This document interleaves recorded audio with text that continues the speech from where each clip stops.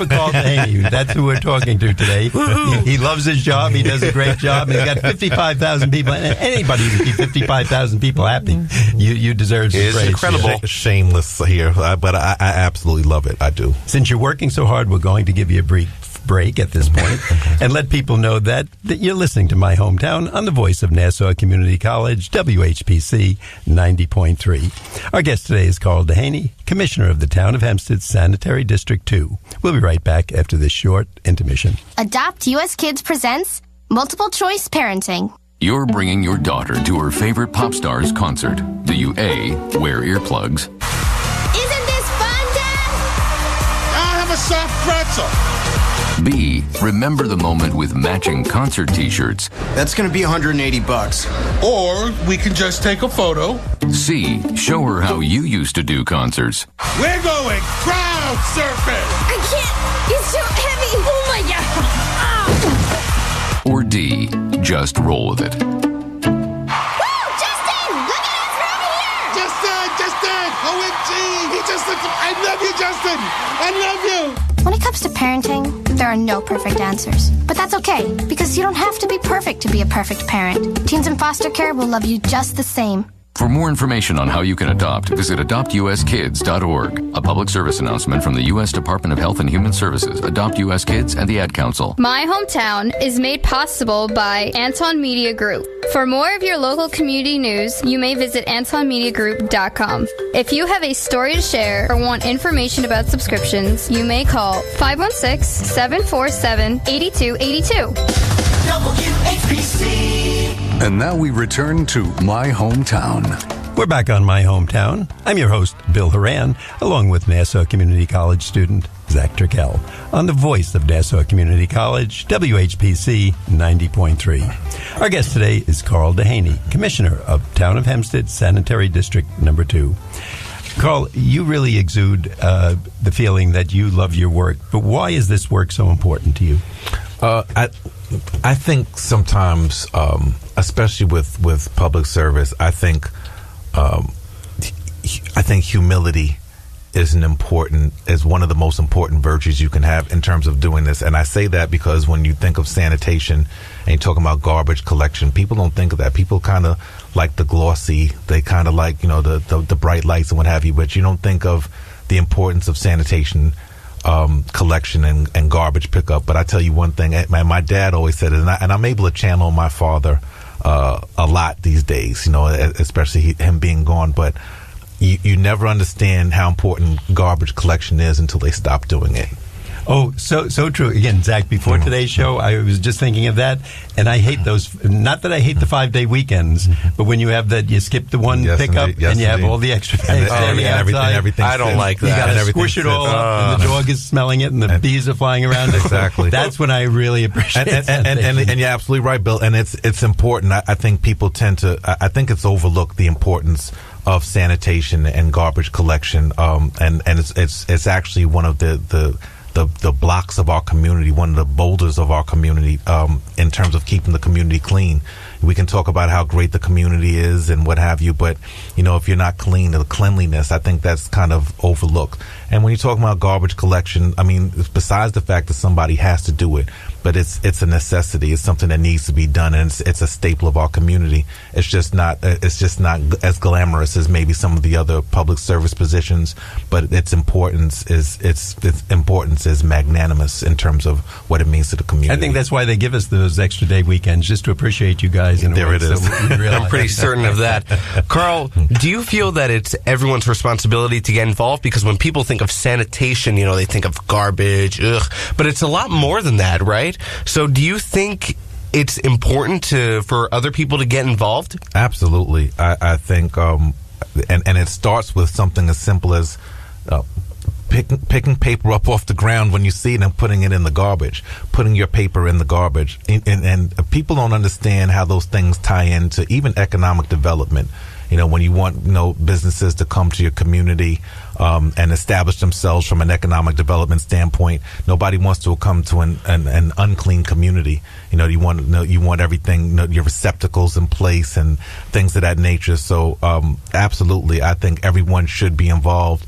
in the cleanliness and maintaining the cleanliness of their community. So I think that's very important. I think community advocacy begins with cleanliness. I believe that. You know, Carl, whenever I see a paper or something on the ground, I went to a high school where the saying was, character is what you do when nobody's watching. Nobody's watching. And I look around and nobody's watching, and I go, oh, darn, now I have to pick it up because there's nobody watching. But it's the right thing to do. It makes your community better. And if all of us do that, and I take the bag around when I take the dog out, etc., how much nicer the community is, and nobody steps in it and goes, oh, what did I step in? Either the gum when I get home and I'm sticking because I'm near a school and everything. It's terrible. I absolutely agree, but you're absolutely right. Character is what, when nobody's looking, what is it that you're doing when nobody's looking? And I think, again, just in terms of the question, in terms of, should everybody be involved or should everybody become involved, it starts there. Just, picking up garbage off the floor. We've gotten away from a lot of those things that kind of made our communities what they are. And it starts with the basics of, picking up after yourselves and making sure the receptacles are placed and that you put your garbage where it's supposed to go. And that's how you build that's how you start to build strong communities. Now, Carl, are you the first African American sanitation? I'm actually the second, Bill. I'm actually the second one in the history of the district. I'm the second. There's only been two. A gentleman by the name of Jim Benjamin was the first. He's since passed. And then there was myself. But in the history of the district, there has never been, and I'm proud of that. That's as well. A nice title. I'm proud of that. Yes, I am. Some folks feel, Carl, that there should be a consolidation of Sanitation 2 and other sanitary districts with the town of Hempstead. Are you opposed to that? I'm not opposed to consolidation as long as it makes sense. I think there has to be an honest conversation when you're talking about consolidation in terms of what you want to consolidate and in order, because look, the taxpayers' dollars are at stake, and it's always important. So we certainly understand that. But in terms of the studies that have been done on consolidation, it hasn't been shown to save enough money to where it would be an overwhelming impact on tax burden. But what I will say is there has to be an honest conversation in terms of what we're consolidating. When you look at our school districts, not to point fingers or blame at anything, but just looking at the picture holistically, when you look at our school districts make up anywhere from 68 to 70% of our taxes on our tax bill. And yet we're not having the conversation about school districts, but the conversation has come up about consolidating sanitation districts and what have you. And I just don't see the balance in that. So I am a little protective of the district. I do think that consolidation if it makes sense, then I'm all for it. But if it's only going to save us a minimal amount of dollars and the effort is really going into the study itself, then it's not making sense to me. Carl, where do you think the future of is it called SANI, S-A-N-I district?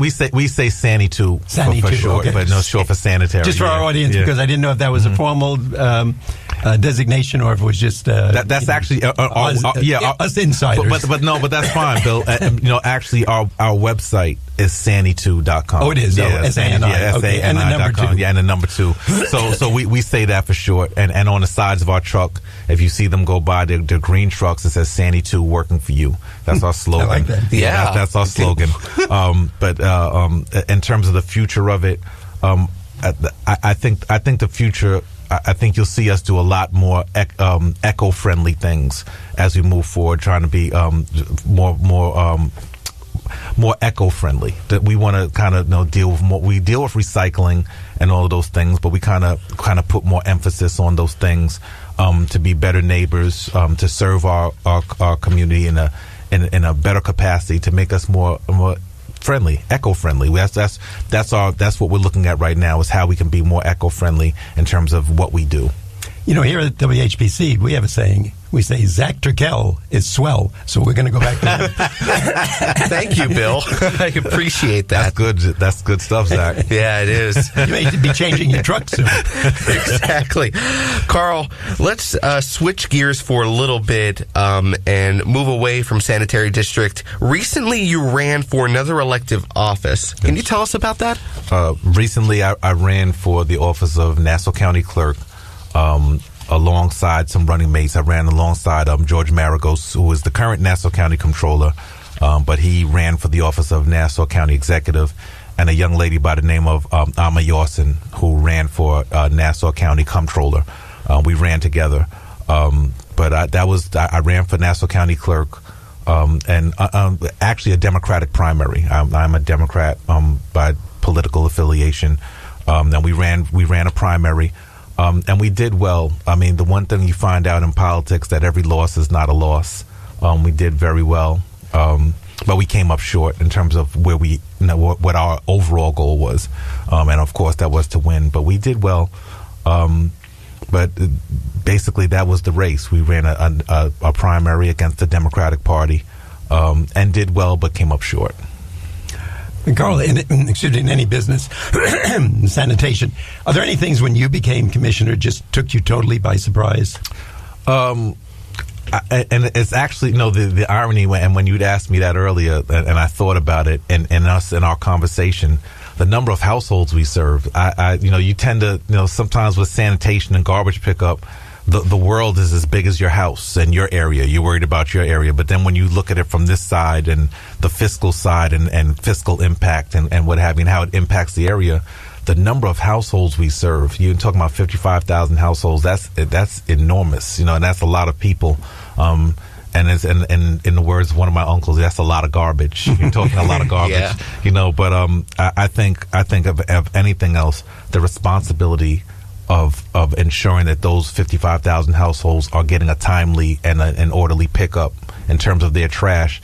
That was just when I really thought about it, I thought that was pretty amazing. Thought that was amazing. Oh no, that's an enormous. Excuse me, that's an enormous number, Zach.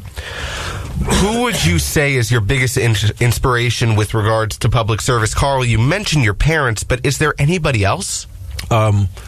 There's a pastor actually in Queens, a gentleman by the name of Floyd Flake, Reverend Floyd Flake, from Allen AME. I'm sorry. He's a huge inspiration. I think any pastor that kind of balances the spiritual with public service, like with the things that he's done in South Jamaica. He was a congressman, served as a congressman, and the things that he's done through his church in South Jamaica, he basically built the community, schools and health clinics and senior housing and things of that nature. I think he's the consummate public servant in terms of how I see public service. And he's, in terms of an inspiration and a hero, I would say that he's definitely somebody that I would say is someone I would look to as an inspiration for me. And I think, Carl, we can say if you ever decide you don't want your present job, if you want to do voiceovers or come here to the station, we would love to have you. With that voice, it sounds like the Great Spirit coming out of heaven saying, "Wow, do this, do that." Oh, wow, Bill, I appreciate. I would love to. If you'd have me, I love this work. I would love to. Absolutely. We'll bring you over with Sanny 2 working for you, and we'll switch. Zac Turkel is swell, and he'll go over and take your. It looks like Bill McIntyre is up for some competition here. There we go, announcer. Zach, thanks so much today. We'd like to thank our guest, Commissioner Carl DeHaney, Commissioner of Sanitary District Number 2, for being with us today. For future information, please visit their website at sani2.com. I'm Bill Horan, along with Nassau Community College student Zac Turkel on My Hometown. Thanks for listening. We'd like to get your feedback on My Hometown. Send your comments to WHPC at ncc.edu. My Hometown is produced by Jim Green, executive producer. Nassau Community College, where success starts and continues. Till next time, this is Bill St. James. And remember, there's no town like your hometown.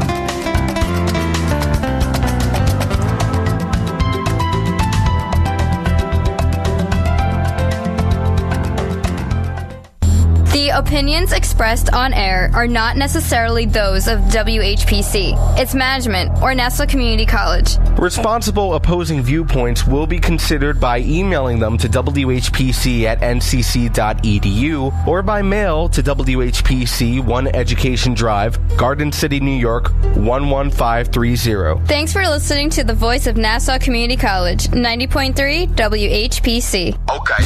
Yo! Tell your friends about the Nassau Morning Madhouse.